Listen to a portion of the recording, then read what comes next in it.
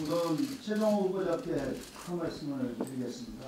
이 주체를 맡으셨는데 이 부동산 가격 안정과 주거복지 실현, 또 미세먼지 대책, 그리고 남북 관계가 풀렸을 때 남북 교통체계 연결과 실체된 국내 경기 건설, 또 경기 부양 등 산적한 현안들이 후보자 앞에 놓여 있습니다. 그렇죠?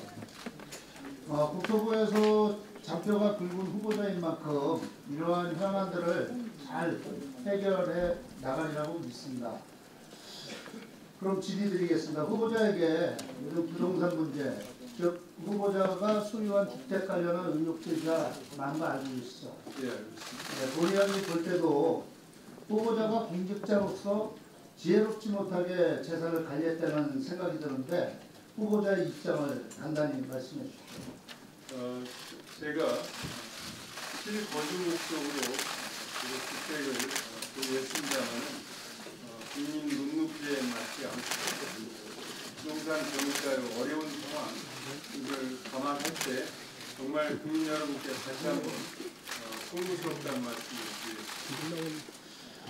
네, 우선 후보자가 보기에 문재인 정부의 국토정책과 교통정책의 핵심 기조 무엇이라고 생각하는지 짧게 답변입니다. 무엇보다도 우리 국민의 삶과 우리 경제 활력을 제고하는데 국토교통부가 큰 역할을 해야 되겠다 이런 생각을 갖고 있고요. 주거 교통 안전, 국토 균형 발전, 미세먼지 안전 이 모든 분야에 대해서 저희가 제대로 한번 챙겨봐야 될 필요가 있다고 생각합니다.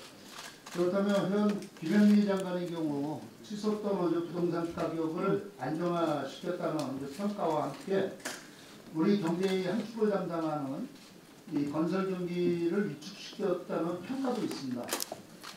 이에 대한 후보자의 평가는 어떤지 말씀해 주시기 바랍니다. 부동산 시장을 안정시키는 데에서 높은 평가를 하고 싶습니다. 건설 경기의 침체는 최근에 SOC의 투자가 좀 줄어드는 추세에 있어서 그 앞으로 이제 SOC도 적정 수준의 투자가 되고 그래서 경기가 이제 활성화될 수 있는 그런 계기가 오기를 기대합니다. 후보자는 이제 박근혜 정부에서 국토부 요직인 항공정책실장과 기조실장 그리고 교통 분야를 총괄하는 2차관 역임하셨죠. 네, 그렇습니다. 네, 한마디로 전 정부 사람인데도 대통령께서 후보자를 장관으로 임명했습니다. 그럼 장관으로 임명된 이유가 무엇이고 후보자께 어떤 성과를 기대하는지 이 후보자의 생각을 좀 말씀해 주십시오. 먼저 막중한 사명감과 소명의식을 느끼고 있습니다.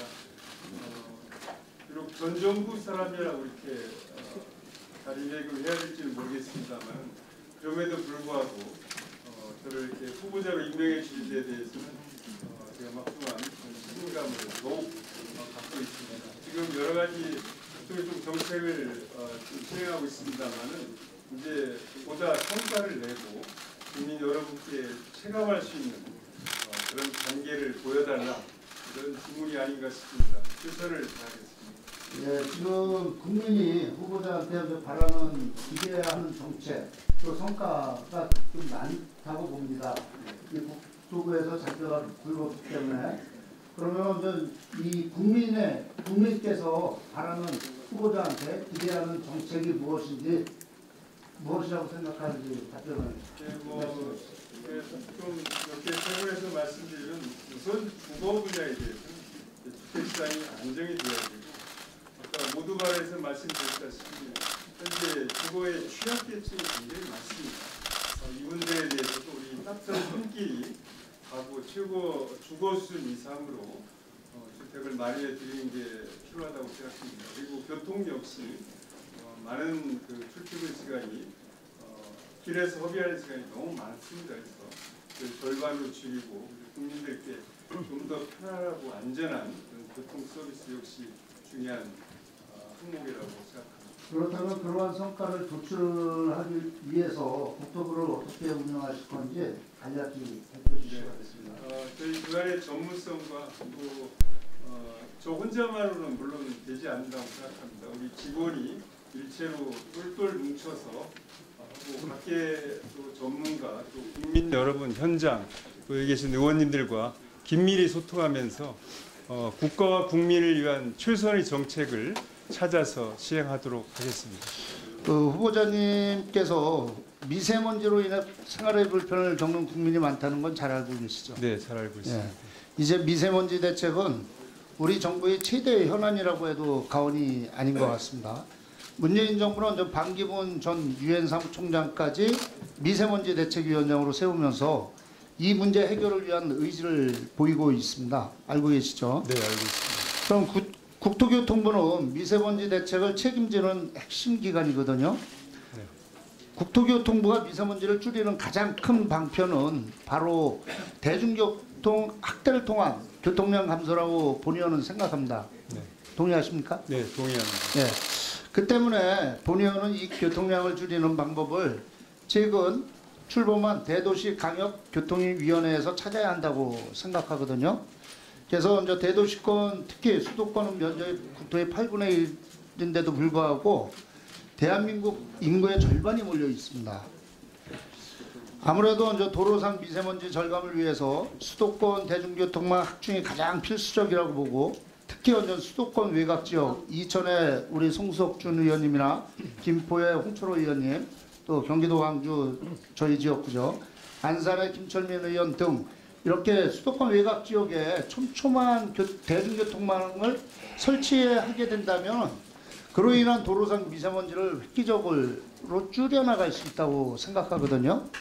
그래 따라서 이제 본의원은 최근 출범한 대도시 강역교통위원회의 역할과 조직을 확대 개편해서 이와 같은 대책을 마련할 수 있도록 해야 한다고 생각하는데 이거에 대한 답변을 네, 이제 의원님 말씀에 전적으로 공감합니다.